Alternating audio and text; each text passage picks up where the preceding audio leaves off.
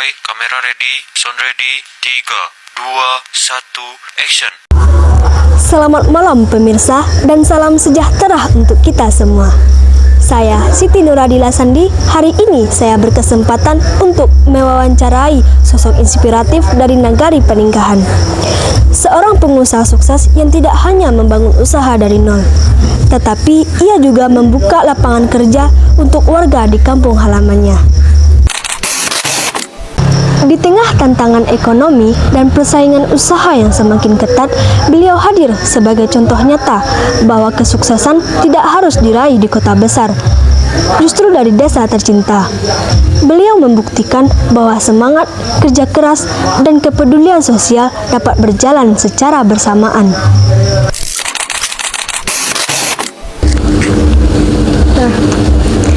Hari ini kita akan berbincang langsung dengan Bapak Imsar.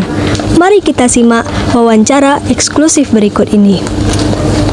Selamat malam Bapak. Iya, selamat malam. Apa kabar?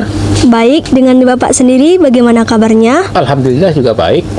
Di sini kami ingin mewawancarai Bapak.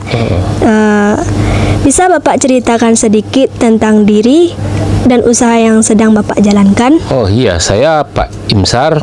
Usaha yang saya jalankan adalah menjual barang-barang harian sekaligus menggrosir. Iya.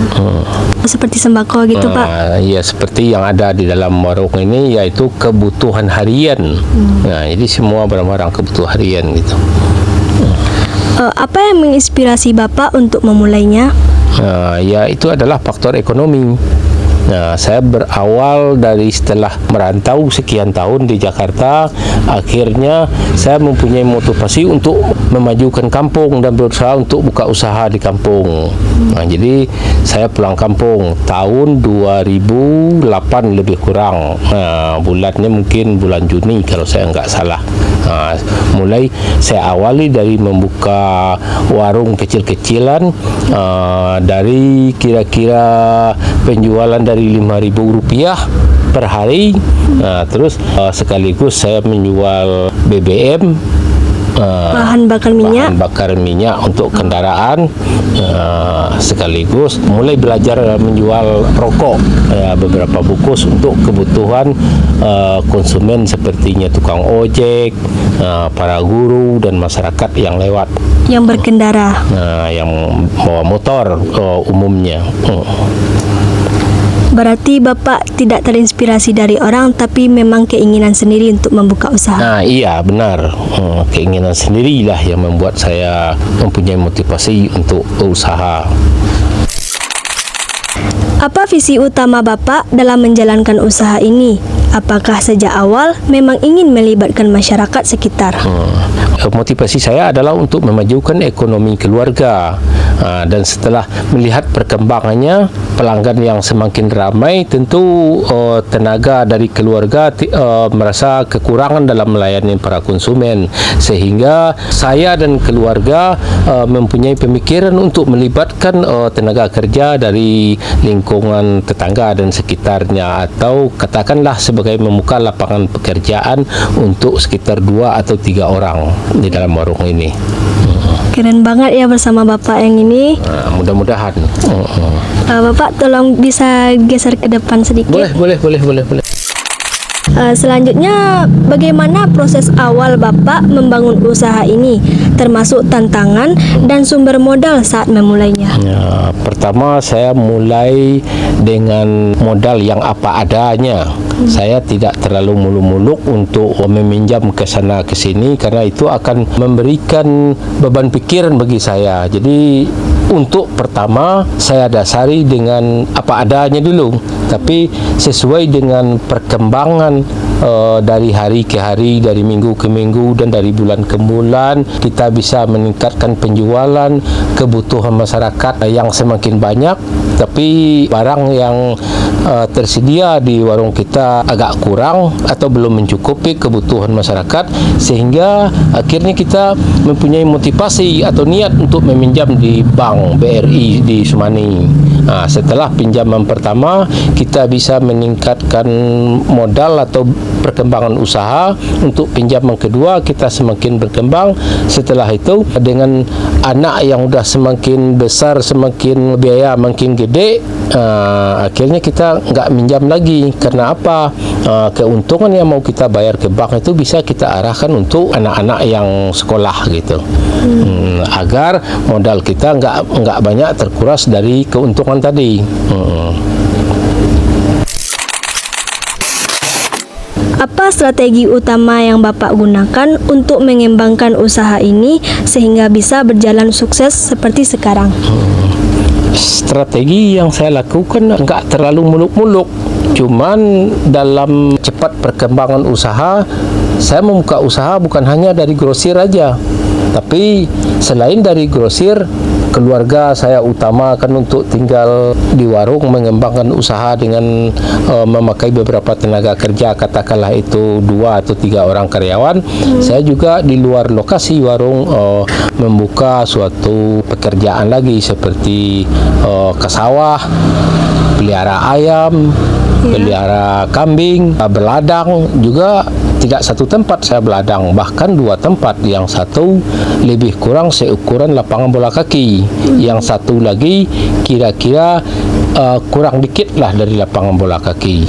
Nah, untuk dapat saya menanam seperti cengkeh, kopi, durian, manggis, mangga, pukat, dan lain-lainnya. Nah, itu mungkin untuk mempersiapkan masa tua saya nanti agar ekonomi bisa bertahan.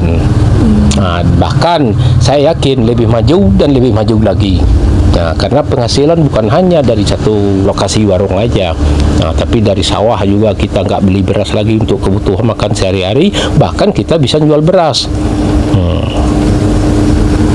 Baik, bagus sekali Bapak. Berarti tidak hanya sumber Usaha, ya, bukan satu tempat. bukan hanya di warung saja, tetapi ada pekerjaan samping, yaitu seperti Bapak mempunyai ladang dan sawah, ada ternak, begitu kan Bapak? Ah, iya benar. Baik Bapak, selanjutnya bagaimana Bapak menghadapi persaingan di bidang ini dan menjaga agar usaha tetap bertahan? Kalau mengenai untuk persaingan, dengan keyakinan yang lebih tinggi, saya nggak menjadikan beban persaingan itu bagi saya. Bahkan saya jadikan itu motivasi untuk bisa melewati semua persaingan atau semua tantangan itu. Dan apa yang adik tanya yang kedua tadi, sambungan dari bagaimana Bapak menjaga agar usaha tetap bertahan? agar usaha untuk tetap bertahan, yang paling penting bagi kita hubungan dengan pelanggan atau dengan konsumen. Jadi walaupun dalam keadaan bagaimana itu, konsumen kita nggak lari. Kalau konsumen lari, berarti itu akan mempengaruhi ke jual beli kita. Otomatis dengan sendirinya ekonomi akan merosot. Jadi kita harus bisa dan harus mampu melewati segala tantangan. Berarti kalau kita tidak menjaga silaturahmi hubungan kita dengan masyarakat, otomatis Bapak ini akan kehilangan konsumen. Gitu. Atau ditinggal oleh para konsumen. Ya Bapak. Selanjutnya, apakah ada titik balik atau momen penting yang membuat usaha ini mulai berkembang pesat?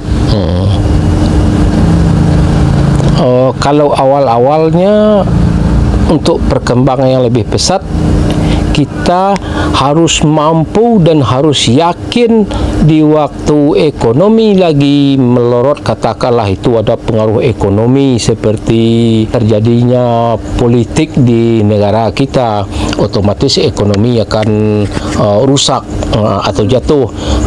Yang kedua, waktu terjadinya sekitar 3 tahun yang lalu masalah apa namanya itu, Dek? Yang ada orang yang disuntik segala macam itu corona.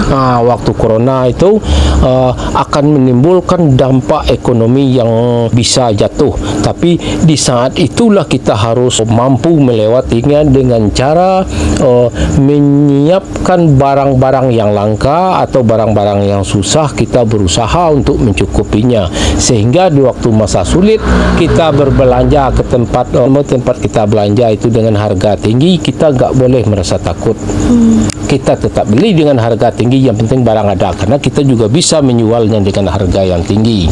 Orang nggak bisa menjual karena nggak ada barang, yang kita tetap bisa menjual walaupun dengan harga tinggi. Orang butuh. Nah, di saat itulah orang jatuh, kita naik.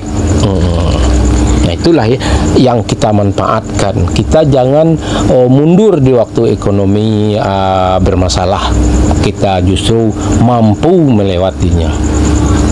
Berarti itu adalah momen penting di saat Bapak memulai usaha ini berkembang pesat. Nah, mudah-mudahan itulah yang membawa keyakinan saya. Baik Bapak, selanjutnya pernahkah Bapak mengalami kegagalan besar dalam bisnis, dan apa pelajaran paling berharga yang dapat diambil dari pengalaman itu? Kalau masalah pertanyaan yang pertama, saya alhamdulillah tidak ada mengalami suatu kegagalan yang berarti gitu. Karena sebelum saya membuka usaha, saya yakin dan percaya bahwa usaha apa saja yang saya lewatin, apa yang saya kerjakan, saya yakin melewati dengan keyakinan tadi. Jadi modal bagi saya adalah keyakinan dan sungguh-sungguh dalam berusaha. Atau yang disebut dengan percaya diri.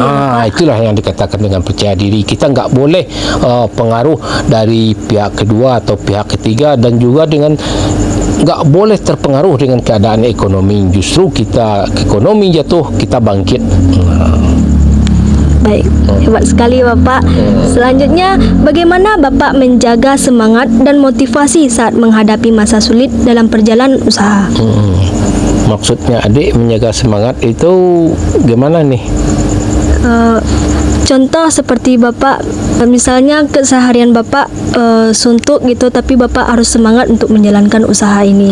Itulah makanya dari awal sudah saya bilang tadi, kalau kita menjadi pengusaha mulai dari usaha kecil-kecilan, kita jangan hanya mengandalkan satu bidang pekerjaan. Makanya setelah saya merasa mampu membuka warung yang kecil-kecilan, sampai membuka grosir, sampai memakai beberapa orang karyawan, setelah itu saya yakinkan kepada keluarga saya bahwa keluarga saya mampu mengurus warung ini, sehingga saya juga berkeinginan membuka usaha atau lapangan kerja lagi yang lain di luar warung, seperti yang saya bilang tadi, ke sawah.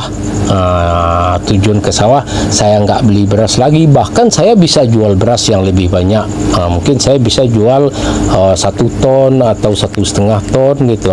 Kan itu akan menambah modal warung lagi.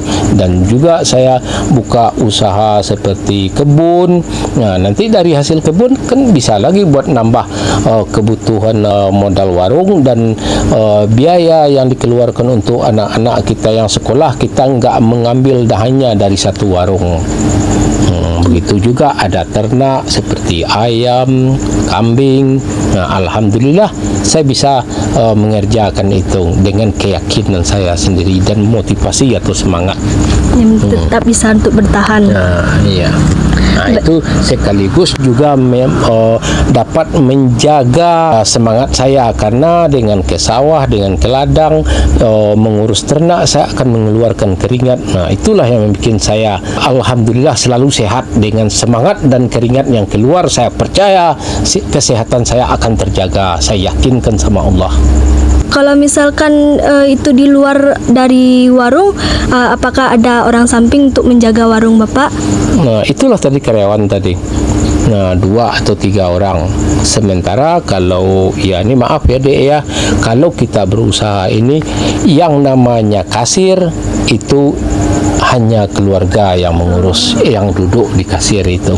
Artinya urusan keuangan, urusan rokok, tidak sepenuhnya yang bisa menunggu hanya keluarga.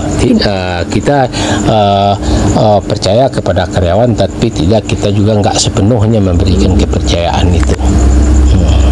Baik, selanjutnya menurut Bapak, apa arti kesuksesan dalam bisnis, dan siapa sosok yang paling menginspirasi dalam perjalanan wirausaha ini? Ya, kalau kesuksesan itu adalah dari keyakinan yang sungguh-sungguh tadi. Yang menginspirasi bagi saya untuk menuju kesuksesan atau semangat ini adalah dukungan dari keluarga selain dari saya sendiri. Baik. Apa pesan atau nasihat Bapak untuk generasi muda yang ingin membangun usaha, khususnya dari kampung atau daerah sendiri? Nah, itu pertanyaan itu yang saya sangat senang dan saya sangat suka. Kalau tentang semangat anak muda-muda itu, itulah harusnya untuk lebih semangat dan lebih yakin, lebih percaya diri untuk membuka sesuatu usaha. Tanpa ada keyakinan yang sungguh-sungguh, tanpa ada suatu kepercayaan diri, tanpa ada semangat, jangan coba-coba bikin usaha. Nah, makanya saya sarankan kepada anak-anak muda yang mau membuka lapangan kerja atau yang mau membuat suatu bidang usaha, timbulkan dulu motivasi yang sungguh-sungguh dari diri yang akan membawa kita bersemangat dan percaya diri. Jangan sampai mendengar kata dari pihak kedua atau pihak ketiga, karena nanti kita akan terpengaruh, bisa membawa kehancuran usaha kita. Tapi kita semangat, yakin dan percaya dengan sungguh-sungguh sambil berdoa kepada Allah, pasti Allah akan kabulkan semua niat kita yang sungguh-sungguh. Baiklah, terima kasih Bapak. Demikianlah wawancara kami bersama Bapak Imsar, seorang pengusaha asal Paninggahan yang telah membuktikan bahwa usaha yang dibangun dengan niat baik dan keberpihakan pada masyarakat mampu membawa dampak positif yang luas. Kita belajar bahwa menjadi pengusaha bukan hanya tentang materi dan mencari keuntungan, tetapi juga tentang bagaimana berbagi manfaat dan membuka jalan bagi orang lain untuk tumbuh bersama. Benar. Terima kasih atas waktunya Bapak. Semoga usaha ini terus berkembang serta menginspirasi generasi muda lainnya. Oh, yes. Saya Siti Nuradila Sandi, pamit undur diri dan sampai jumpa kembali. Saya kembalikan kepada studio.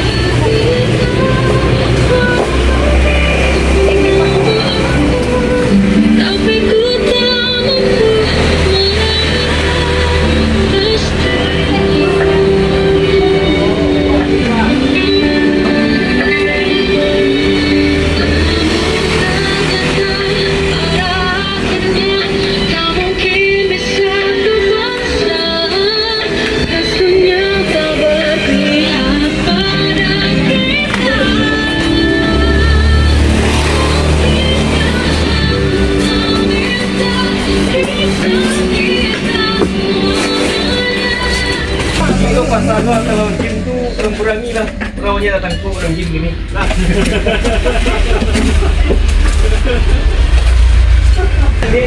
Ini